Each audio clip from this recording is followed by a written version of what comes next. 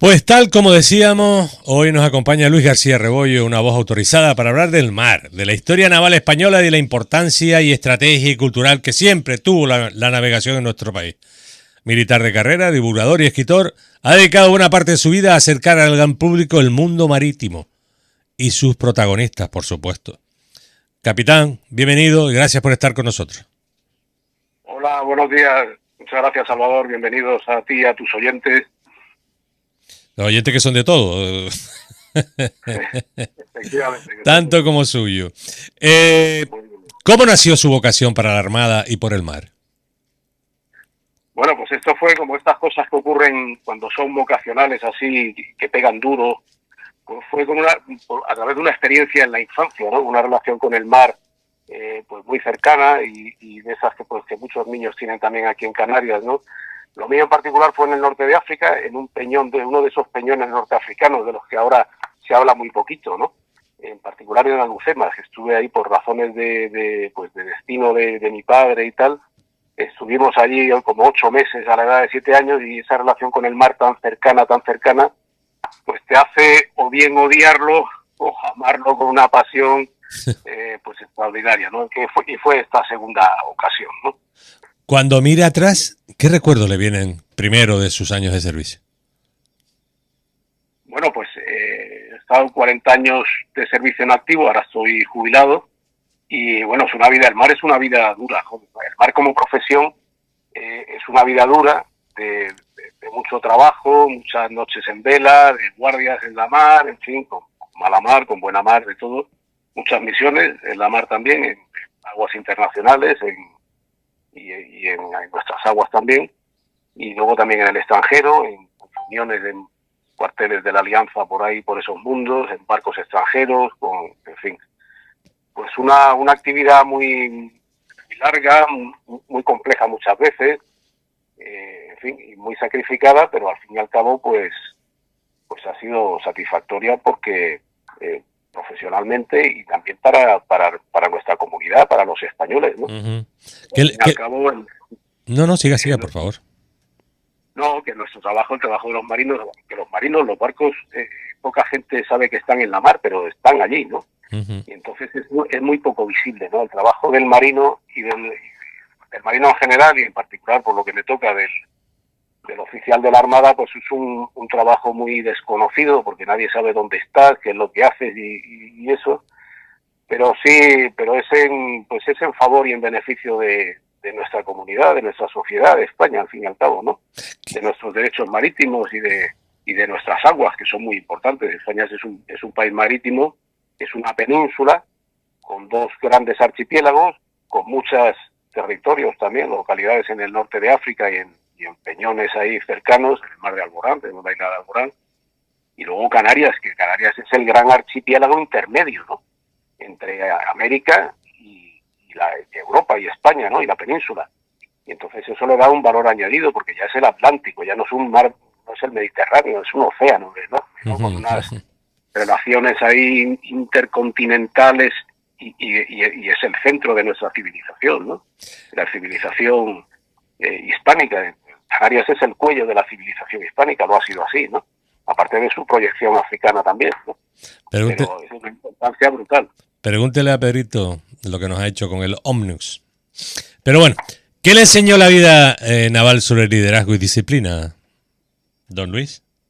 Bueno, eso no se puede decir en 2 minutos porque es parte de la carrera, ¿no? Es como si le preguntas a un médico qué te enseñaron de anatomía, ¿no? Entonces, es una parte estructural, ¿no? El liderazgo y el mando es parte de nuestra profesión, ¿no? Yo no sé si hay carreras en las que se estudie el liderazgo y la dirección de personas y de equipos de personas como se estudia tanto en la Escuela Naval Militar como en la Academia de Tierra o de Aire, pero es una parte estructural, ¿no? Es muy importante. Se estudia también la psicología del mando, se estudia, en fin, el derecho de todas estas particularidades, en fin, es una cosa muy larga. Pues por eso... Ahora se estudia, ahora las empresas lo estudian, ¿no? Sí, por eso... Las empresas lo estudian, dan clases de liderazgo, hacen másteres y...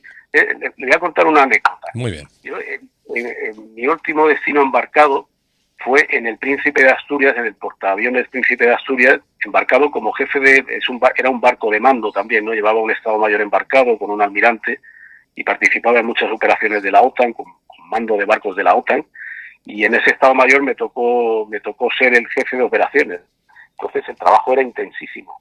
Bueno, pues habitualmente venían empresas españolas, multinacionales entonces, con sus equipos directivos y sus consejeros para aprender de cómo estábamos estructurados, cómo era nuestra estructura para manejar tal cantidad de medios y personas, y sobre el liderazgo. O sea, que es una cosa que, aunque no se sepa por ahí, en los ámbitos públicos, pero es una cosa que existe, que es una realidad, y que los que lo saben van a consultarlo, ¿no? O sea, pero en 2 minutos es difícil de contar. No, tiene todo el tiempo del mundo. En esta casa no hay problema. Hablo de liderazgo y disciplina ¿por qué cree que España ha olvidado parte de su tradición marítima? O sea, cada día estamos más olvidados. Bueno, en la parte, ahí entramos en otro terreno, porque esto es un terreno ya de geopolítica, ¿no? A España no se le haya olvidado, es que le han hecho olvidar a España y a los españoles, y a los canarios en particular, y a los tinerfeños todavía mucho más, les han hecho olvidar pues su tradición marítima, su historia marítima, su trascendencia en los ámbitos marítimos, que ha sido terrible, ¿no? Que ha sido muchísima, ¿no? La trascendencia de España en el mar, ¿no? Ha sido la primera, la que ha enseñado a navegar al mundo, ¿no? Los libros españoles son los que enseñaron a navegar al mundo a los navegantes europeos y demás. Y entonces, pero ha sido es una guerra cultural, porque no interesa que España y que los españoles y que los canarios y los tinerfeños sepamos lo que tenemos detrás, el bagaje cultural que tenemos relacionado con el mar. Lo podemos ver en el mismo Santa Cruz de Tenerife, ¿no? Que fue una ciudad de pilotos, ¿no? Como le llamaban, ciudad de pilotos a principios del siglo XX, y ahora es una ciudad que está totalmente amurallada contra el mar. Ahora nadie sabe, tú preguntas en Santa Cruz, la gente no sabe lo que es una ola, ¿no?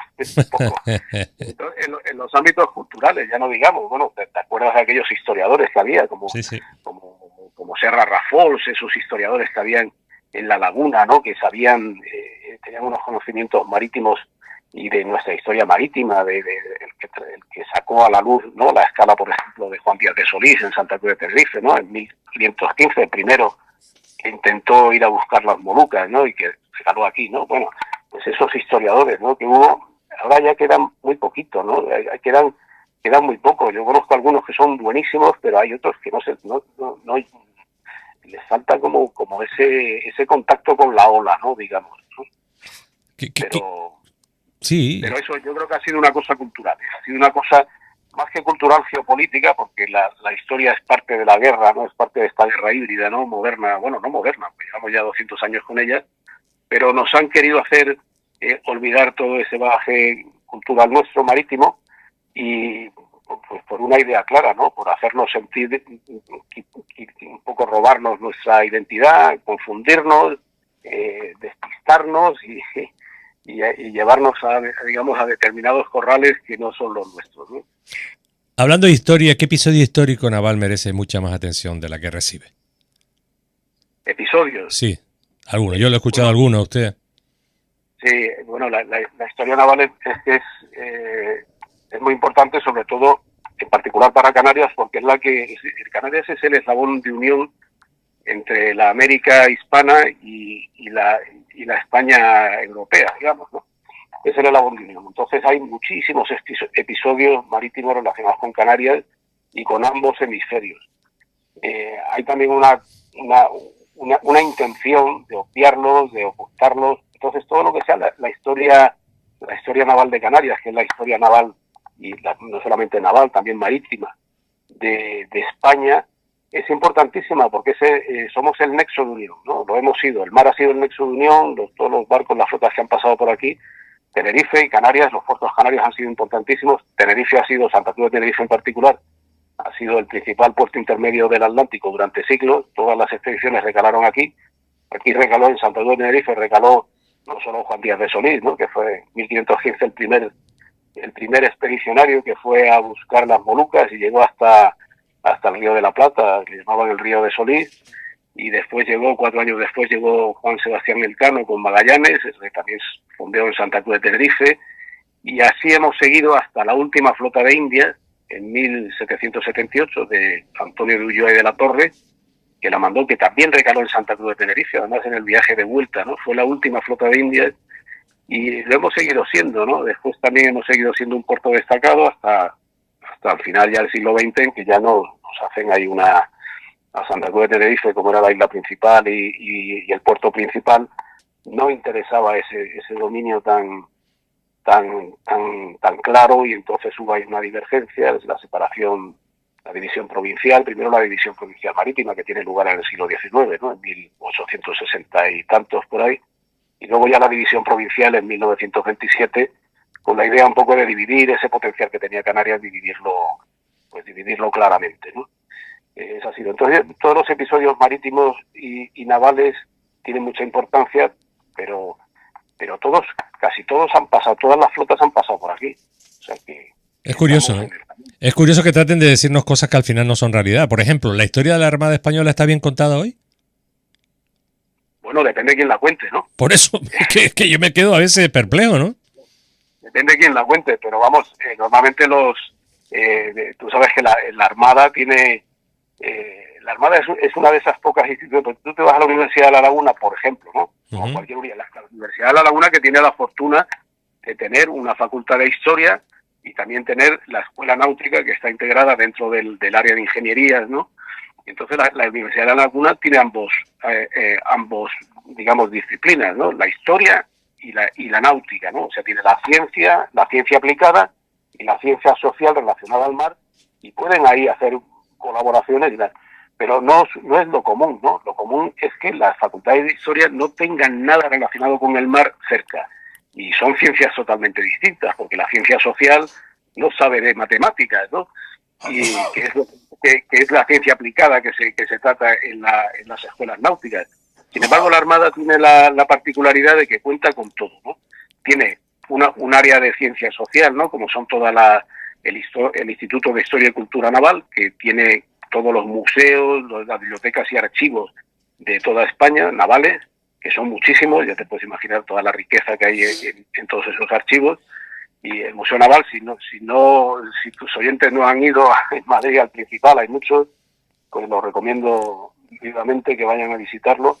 Y luego también cuenta, por supuesto, con la parte científica, ¿no? La Armada tiene también tiene estudios de ingeniería, también tiene el Observatorio de Marina de San Fernando, el Instituto Geográfico de Marina también en Cádiz, en fin, tiene distintos centros científicos que aúnan, digamos, esas dos ramas, ¿no? La científica y la social, ¿no?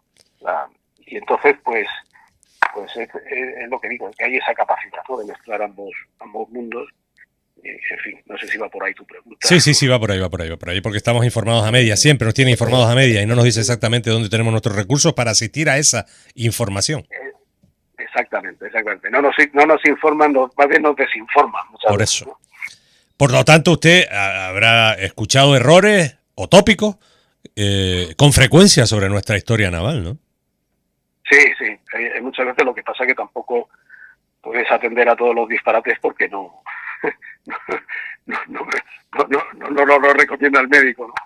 Porque ya son demasiados. Pero nosotros lo que tratamos es no perder el tiempo en todas esas distracciones, sino un poco ir un paso adelante, ¿no? Ir un poquito, seguir trabajando en nuestra historia. Ahora estamos trabajando con Tomecano, tenemos preparado ahí una charla de Tomecano que esperamos sacarla de la tertulia, por parte de la tertulia Amigos del 25 de julio, sacarla en septiembre o en octubre, y también una investigación, yo creo que bastante interesante, y es sobre también nuestra historia naval y marítima de Canarias, ¿no? Tomecano fue el segundo ingeniero en publicar una obra de ese tema, de ingeniería naval, en el mundo, ¿no? Que fue en español. La primera también fue escrita en español, y fue tinerfeño, nació en Garachico y fue un marino científico muy destacado, ¿no? Entonces tratamos un poco de ir de no distraernos demasiado con los disparates, porque si no... Sí, que habrá escuchado muchísimo, ¿verdad? Sí, bastante, sí. Vámonos a la actualidad y geopolítica, tal como estamos ahora, Estrecho de Hormuz y un montón de cosas, ¿no? Sí, ¿sigue siendo el mar un elemento decisivo en la política internacional? la política internacional, Sí. por supuesto, la geopolítica es, yo creo siempre lo hemos pensado, es elemental, ¿no? Es fundamental. Es fundamental, lo que pasa que muchas veces es incomprensible. Pero también es una parte estructural de la formación académica, tanto de los marinos como del resto de los militares, es una parte estructural, no la geopolítica. En la Armada se ha llamado tradicionalmente ¿cómo le llaman? Hay unos cuadernos, además, cuadernos de inteligencia naval, se llama así, ¿no? De inteligencia naval. Y ha sido también una parte estructural, ¿no? El estudio, eso ahí interviene también, por eso es importante también la ciencia social de la historia, ¿no? O sea, que la historia es fundamental para entender también la geopolítica.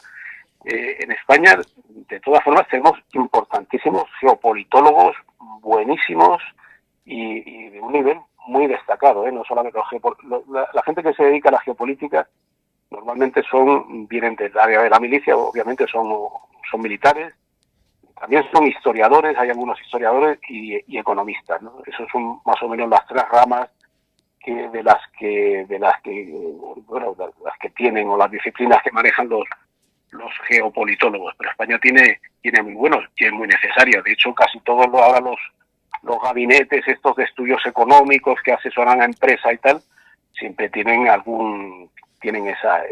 esos estudios, ¿no?, de geopolítica, porque si tienes que hacer una inversión en un sitio y luego ves que no va a ser posible porque va a haber una desestabilización o algo, pues eso es importante, ¿no? La gente que invierte suele fiarse de estos estudios, ¿no? Uh-huh.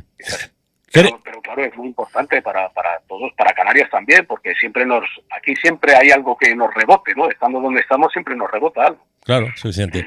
¿Cree que España está mirando suficientemente hacia el mar en el siglo XXI? Bueno, España es una cosa extraña. En España hay muchos intereses que no son españoles en España, ¿no? Entonces yo no sé a qué se refiere con España, ¿no? Con España se refiere al gobierno español, se refiere a... Yo cuando hablo de este gobierno yo cuando hablo de este gobierno me desestabilizo, no sé, no me siento bien ubicado. Me refiero a España a nivel global. Por eso que hace 200 años que efectivamente que España no está siempre gobernada en favor de intereses españoles, ¿no? O al 100% por intereses españoles. Hay un pequeño... Ya. Por eso es una pregunta que parece fácil, pero no es en absoluto fácil, porque primero hay que definir qué es España, ¿no? O a qué España nos referimos con la visión esa de mirar hacia adelante o hacia el mar y tal, ¿no? En fin, es una pregunta compleja. Bueno. Hay que meterse. Vámonos a la faceta suya, divulgadora y humana. ¿Qué le impulsa a usted a escribir y ofrecer conferencias después de su carrera militar? Bueno, pues en principio pues es un poco eso, ¿no? Contar ciertas realidades que no se han contado, ¿no? Vale. Y que pues tantos años en la mar y en esta profesión pues te da una visión que la gente no tiene, ¿no? En los últimos años, también por esos intereses que intentan ocultar determinadas versiones de los asuntos y de esto, o al menos de estos asuntos, pues han intentado también ocultar estas realidades que uno las ha visto, porque las ha visto en la profesión y los ha sufrido en los barcos, ¿no? Y entonces pues dice, bueno, pues eso no es así como te lo están contando, ¿no? Y bueno, pues te dedicas a escribir esos libros y esos artículos y a dar esas charlas, y luego también porque nuestra historia, la realidad de nuestra historia, la investigación de nuestra historia marítima y naval es apasionante, ¿no? O sea, hay hechos que son extraordinarios, ¿no? Y luego que siempre tienen una lectura, tienen lecturas que son a veces muy interesantes y sorprendentes, ¿no? Que tú los vas descubriendo cosas que son interesantísimas, ¿no? Relacionadas con otros temas que a lo mejor nunca te han contado. Yeah. Entonces, va por ahí la cosa, ¿no? Y es en ese afán un poco, ¿no? De ver dónde se ha quedado, dónde está realmente, desde el punto de vista del mar y la geopolítica, dónde está realmente el interés de los canarios y de los españoles, y qué es lo que han hecho a lo mejor pues nuestros dirigentes por otra parte, ¿no? Y ahí es donde está un poco relacionado con la pregunta anterior también. Claro, la pregunta anterior venía por ahí. Sí, Hemos Claro, ¿hemos hecho lo suficiente? ¿Estamos haciendo lo suficiente? No. Desde el punto de vista del gobierno, evidentemente, para intentar que nuestra navegación esté a la altura de las circunstancias y nuestro ejercicio esté a la altura de las circunstancias. Pero esa es mi opinión. Evidentemente la suya es la que le he Bueno, preguntado. sí. Bueno, yo tampoco sé todo lo que está haciendo el gobierno, ¿no? Por eso, por eso. Es difícil de saber, ¿no? Pero tú lo que sí puedes hacer es, la historia siempre, como es un catálogo extraordinario de cosas, ¿no? Sí. Tú solamente te vas a la historia y tienes ahí una enciclopedia de hechos que son hechos contrastados, ¿no? No tienes no hay, lo que pasa que hay gente que te trata de esconder esa realidad, ¿no? Pero si tú te fijas, por ejemplo, la Canarias hace 30 años, o cuando teníamos el Banco Canario Sahariano, ¿no? Cuando era nuestro, que lo ha sido siempre, ha sido de los canarios, ¿no? Los canarios son los que descubrieron, los pescadores canarios fueron los que descubrieron los calaveros, ¿no? Pero si tú te vas a hace 30 años o por ahí, pues y ves la industria pesquera que teníamos en Canarias, ¿no? Y todas las industrias derivadas que había, ¿no? Todo ese tejido industrial naval que había, pues tanto en Las Palmas como en Tenerife, todas esas empresas conserveras que había, fábricas de harina de pescado, toda la gente que trabajaba en toda era industria, ¿no? Era pura industria, que ahora no queda nada de eso, ¿no? Ni hay barcos pesqueros. Me parece que ahora mismo en toda España hay 84 barcos mercantes con matrícula española, ¿no? Entonces, es una pregunta que es un poquito, tú solamente tienes que ir al consultorio histórico, ¿no? Te vas ahí y dices, bueno, ¿cómo éramos hace 30 años? ¿Cuántos barcos tenía España? ¿Qué relaciones marítimas tenían? ¿Cuál era la industria de la pesca? La industria de, en fin, y lo ves ahora y efectivamente no es que hayamos ido para atrás, es que hemos ido a la edad de piedra prácticamente, ¿no? Y con eso no solamente hemos ido en el terreno industrial y comercial y económico, sino que hemos ido también en el terreno intelectual y cultural, porque tú, ya te digo, que tú preguntas a mucha gente y no sabe lo que es una ola, no sabe lo que es una carta náutica, o sea, pero a gente que se supone que debería de saber estas cosas por su nivel cultural, porque a lo mejor imparte clases y tienen pues escasísimos conocimientos, ¿no? Hay muy poquitas ventanas ahora mismo, por lo menos en Tenerife, que den directamente al mar y que haya gente relacionada con el mar y sepa un poco de qué va el asunto, ¿no? Pero por eso te digo, vete a la historia y ahí yo creo que tienes la respuesta, ¿no? ¿Qué reacción del público le emocionó más cuando... dígame alguna anécdota de alguna vez de las veces que ha estado pues exponiendo y hablando y dando conferencias. ¿Alguna en concreto? Bueno, pues así anécdotas no recuerdo ninguna, pero también a veces el relato que hacemos nosotros no es un relato muchas veces demasiado popular, ¿no? Demasiado fácil, porque las investigaciones a veces son complejas, ¿no? Los datos son muchos y entonces no es un relato que apasiona desde el punto de vista emocional, sino que son relatos a veces muy sesudos. Las charlas que damos son un poquito con demasiado detalle, pero sí hay charlas que, por ejemplo, que hemos visto, como la de Nelson, la visión marítima de Nelson, que vimos en la Económica hace unos años, cuando se cumplió el 200 aniversario de la derrota de Nelson, el 225 aniversario, perdón, de la derrota de Nelson en Tenerife. Pues fue una charla que nos invitaron a darla en Madrid, en la Real Económica Matritense, fuimos a muchos sitios a darla y tuvo miles y miles de visitas en internet, cosa que pues y luego con muchas notas de agradecimiento y eso, que te sorprende, ¿no? Porque cuando te preparas una investigación tan sesuda y tal, pues te sorprende que la gente lo entienda, ¿no? A veces, ¿no? Como que lo entienda con esa... pero sí, luego, pues mira, hay gente que le ha interesado, que lo ha entendido, ¿no? Y en fin, además te lo agradece, ¿no? Entonces, pues eso sí que te anima un poquito a seguir por esta línea, no demasiado populachera, sino un poquito más académica. Uh-huh. Y en ese sentido, pues sí, bien, estamos satisfechos, pero sí. Recomiende usted un libro, vende, para despertar interés por estos temas. Recomienda, el que quiera, el que crea que nos puede llevar a ese interés. Bueno, pero ¿se refiere a de los míos o de otros? De los suyos o del que usted quiera. Que nos lleve al interés, a ir a la historia, a recordar, a ver, a estudiar. Mira, bueno, vinculados con Canarias, yo he terminado recientemente uno que se llama Encrucijada Atlántica, que es un libro también un poco enjundioso porque habla también del derecho marítimo de las aguas canarias, ¿no? Que es un tema que tampoco se explica con mucha claridad. Yo creo que para eso, ¿no? Un poco para para no saberlo, porque tú le preguntas a un canario hasta dónde llega el archipiélago canario por el mar y nadie lo sabe, ¿no? O sea, nadie lo sabe, y el que lo sabe a lo mejor no te lo cuenta, ¿no? Entonces es un tema complejo, pero complejo y muy interesante, y de saber, necesario de que los canarios tengan una idea bastante más clara, porque por nuestros derechos históricos y por el derecho internacional, derecho marítimo internacional, que la gente, pues, en cierto parte lo tergiversa por otros intereses, en fin. Esto lo contemplo, eso y muchas cosas más lo contemplo. También la historia del Sáhara, ¿no? Del Sáhara español, o del Sáhara occidental, como lo llaman ahora, que fue canario, todo el banco pesquero fue canario, el banco canario sahariano, y donde trabajaban tantos canarios y tantas familias, no solamente en la mar, sino también en las costas africanas allí, ¿no? En empresas allí ubicadas.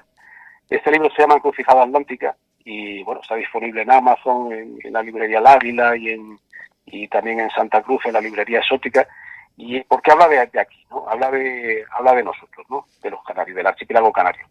Y luego el anterior a este, que también puede resultar de interés, es sobre la escala de Magallanes-Elcano en Santa Cruz de Tenerife, ¿no? Que se llama la primera escala de la expedición Magallanes-Elcano, que también es un resultado de una investigación también bastante profunda y también apoyado por la tertulia Amigos del 25 de julio y la Academia de Ciencias Canarias de la Navegación, donde explicamos desde el punto de vista científico y desde el punto de vista historiográfico, pues la recalada de Magallanes y Elcano en Santa Cruz de Tenerife y sus consecuencias, que fueron muy importantes, ¿no? A nivel de ciencia náutica, ¿no? Entonces, bueno, yo me quedaría con esos dos, ¿no? Pues tenemos un amigo común que me lo acaba de pasar hace una semana, lo estoy leyendo. Arturo. Arturo. Hombre, pues un abrazo a Arturo si está escuchando. Sí, nos está escuchando. Pues hemos conversado con Luis García Rebollo, capitán. Muchas gracias por compartir con nosotros su experiencia, su conocimiento y esa mirada apasionada sobre la historia y la cultura marítima. Ha sido un verdadero placer, don Julio. Igualmente, don Luis, perdón. Un placer. Todo un placer. Venga, pues seguimos. Gracias.